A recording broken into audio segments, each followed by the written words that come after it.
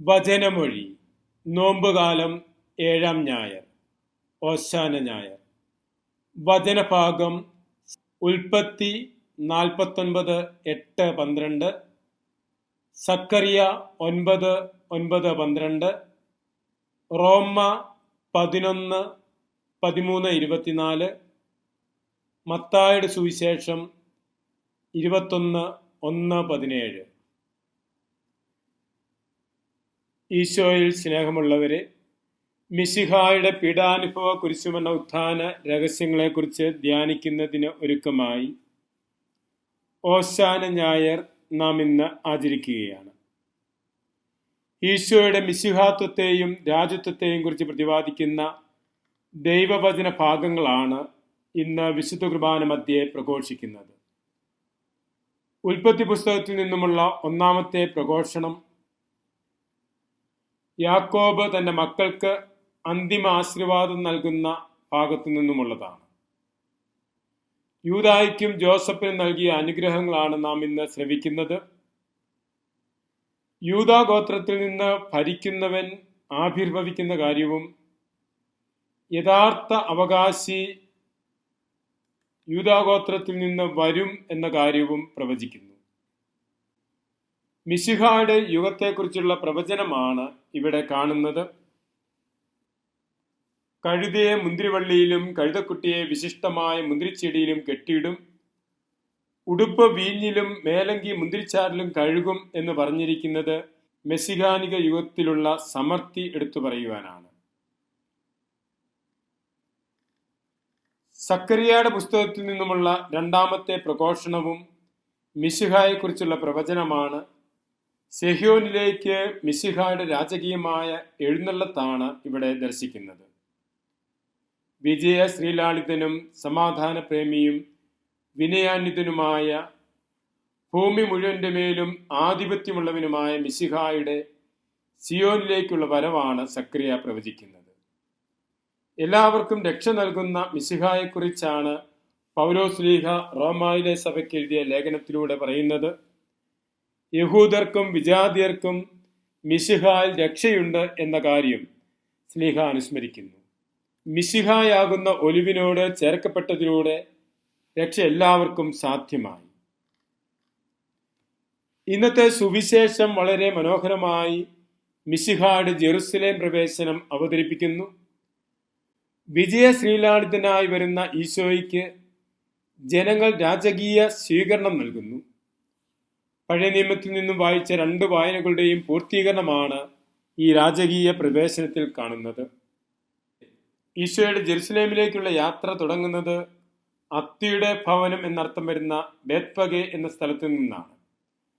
Jerusalem നഗരത്തിനടുത്തായി സ്ഥിതി ചെയ്യുന്ന ബേത്പഗെ എന്ന കൊച്ചു ഗ്രാമം ഒലിവുമലയുടെ ഭാഗമാണ്. ഓശാന വിളികളോടെയാണ് അവർ ഈശോയെ എതിരേറ്റത്.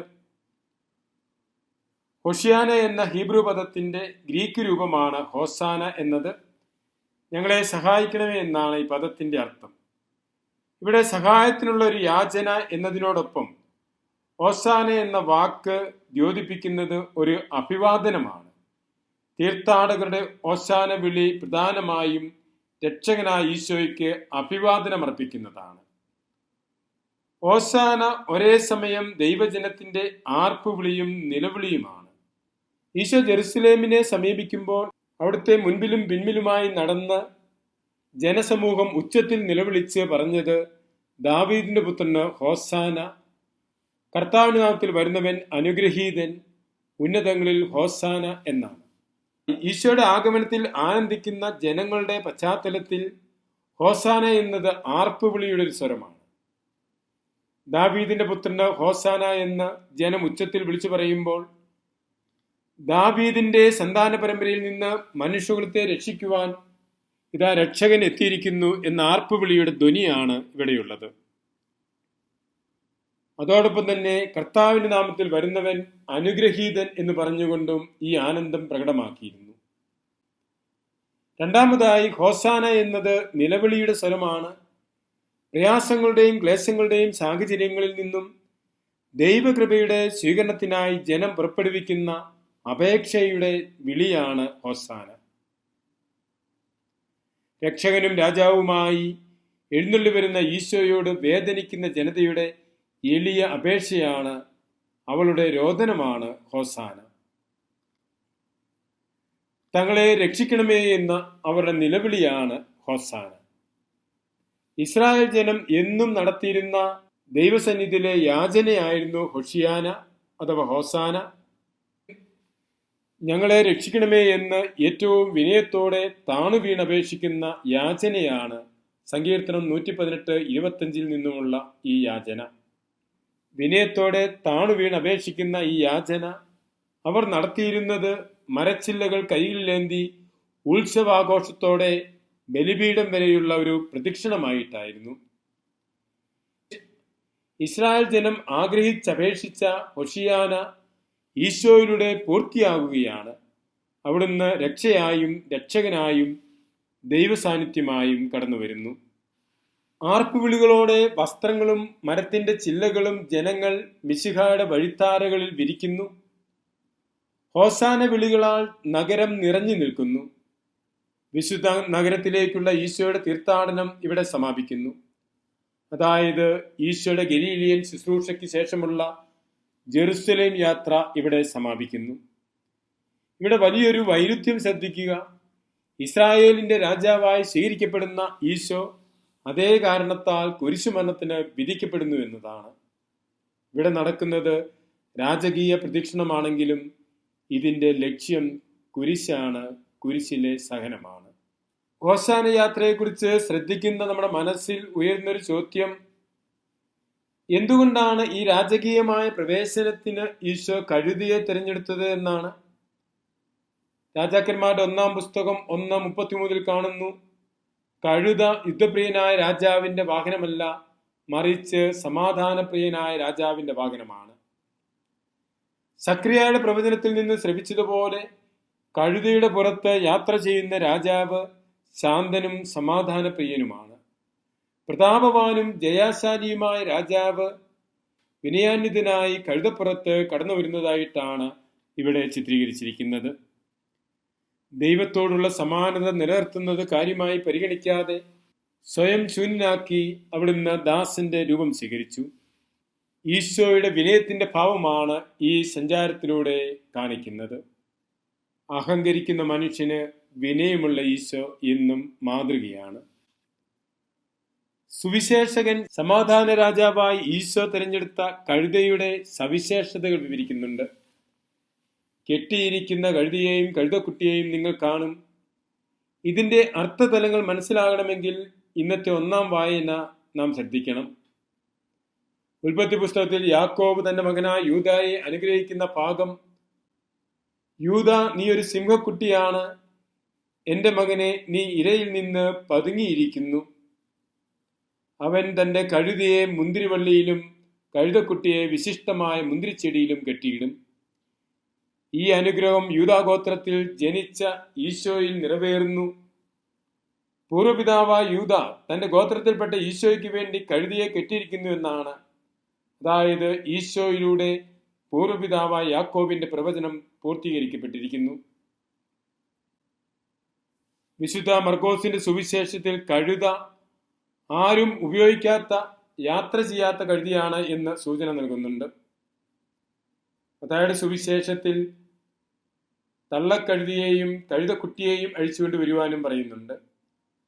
തള്ളക്കഴുതിയോടൊപ്പമുള്ള കഴുതക്കുട്ടി ആരും സവാരിക്ക് ഉപയോഗിക്കാത്തത് ആയിരിക്കണം. അതിനാലാണ് കഴുതിയെയും കഴുതക്കുട്ടിയെയും അഴിച്ചുകൊണ്ടുവരിക എന്ന് പറയുന്നത്. ആരും ഉപയോഗിക്കാത്തത് ദൈവത്തിന് അർപ്പിക്കുന്ന ബലിമൃഗത്തിന്റെ പ്രത്യേകതയാണ്. കഴുതയെ അഴിക്കുമ്പോൾ കർത്താവിന് അവയെ കൊണ്ട് ആവശ്യമുണ്ട് എന്ന് പറയുവാൻ ശിഷ്യന്മാരോട് ഈശോ ആവശ്യപ്പെടുന്നു. ഇവിടെ അന്തർലീനമായിരിക്കുന്ന ആശയം, ദൈവമാണ് എല്ലാ സൃഷ്ടികളുടെയും ഉടമസ്ഥൻ. അവന് ഇഷ്ടമുള്ളതിനെ അവൻ ആവശ്യമുള്ളപ്പോൾ എടുക്കുന്നു. ഓർക്കുക, നാം കാവൽക്കാർ മാത്രമാണ്. യഥാർത്ഥ അവകാശി ദൈവമാണ്. കർത്താവിന് ആവശ്യമുണ്ട് എന്നറിഞ്ഞ മാത്രയിൽ ഈശോയ്ക്ക് വേണ്ടി യാത്ര ചെയ്യാൻ കഴുതക്കുട്ടിയെ വിട്ടുകൊടുത്ത ഉടമസ്ഥന്റെ മാതൃക എത്ര അനുകരണീയമാണ്. ദൈവരാജ്യ സംസ്കാരത്തിനായി കർത്താവ് നമ്മെയും നമുക്കുള്ളവയെയും ആവശ്യപ്പെടും. നമ്മുടെ സമയം, സമ്പത്ത്, കഴിവുകൾ ഇവയൊക്കെ കർത്താവിന് ആവശ്യമുണ്ട്. ഇവയെല്ലാം കർത്താവിന് ആവശ്യമുണ്ട് എന്നറിയുമ്പോൾ കർത്താവിനായി വിട്ടുകൊടുക്കുവാൻ തയ്യാറാകുന്നു. ഈശോയുടെ ദൈവത്വത്തിൻ്റെയും രാജത്വത്തിൻ്റെയും പരസ്യമായ ഏറ്റുപറച്ചിൽ ജനഹൃദയങ്ങളിൽ നിലനിൽക്കുന്ന രാജസങ്കല്പത്തെ തച്ചുടയ്ക്കുന്നു. വിനയാന്വിതനായി കഴുതക്കൊട്ടയുടെ പുറത്ത് എഴുന്നള്ളുന്ന ഈശോ രാജാവാണ്, സർവമഹത്വങ്ങൾക്കും അർഹനുമായവനുമാണ്. എന്നാൽ മിശിഹ മഹത്വീകൃതനാകുന്നത് കുരിശിന്റെ വഴിയിലൂടെ യാത്ര ചെയ്താണ്. ഓശാന ഗീതങ്ങളാൽ സ്വീകരിക്കപ്പെട്ടവൻ ത്യാഗത്തിൻ്റെയും സഹനത്തിൻ്റെയും പാതയിലൂടെ യാത്ര ചെയ്ത് ഉത്ഥാനത്തിൻ്റെ മഹത്വത്തിലേക്ക് പ്രവേശിക്കുകയാണ്. വിശുദ്ധവാര തിരുക്കർമ്മങ്ങളിലൂടെ കടന്നു പോകുമ്പോൾ മഹോന്നതനായ മിശിഹായെ കഴുതപ്പുറത്തും ത്യാഗത്തിൻ്റെയും സഹനത്തിൻ്റെയും പാതയിലൂടെ യാത്ര ചെയ്യുന്ന മിശിഹായേല് കാൽവരിയിലേക്കുള്ള യാത്രയിലും കുരിശിലും മരണത്തോളം താന്ന് സ്വയം ശൂന്യവൽക്കരിച്ച മിശിഹായെ കല്ലറയിലും മഹത്വപൂർണനായ മിശിഹായെ ഉത്ഥാനത്തിൻ്റെ പ്രഭാതത്തിലും കാണുവാൻ നമുക്ക് സാധിക്കും. വിശുദ്ധവാരാചരണം നമ്മുടെ ജീവിതത്തെ മിശിഹായോട് കൂടുതൽ ചേർത്ത് വെക്കുന്നതാക്കി മാറ്റുവാൻ, മിശിഹായുടെ ജീവിതാനുഭവങ്ങളോട് നമ്മുടെ ജീവിതാനുഭവങ്ങളെ ചേർത്ത് വെക്കുന്നതാക്കി മാറ്റുവാൻ നമുക്ക് പരിശ്രമിക്കാം. അതിനുള്ള കൃപ പ്രാർത്ഥിക്കാം. മിശിഹ നമ്മെ അനുഗ്രഹിക്കട്ടെ. ആമേൻ.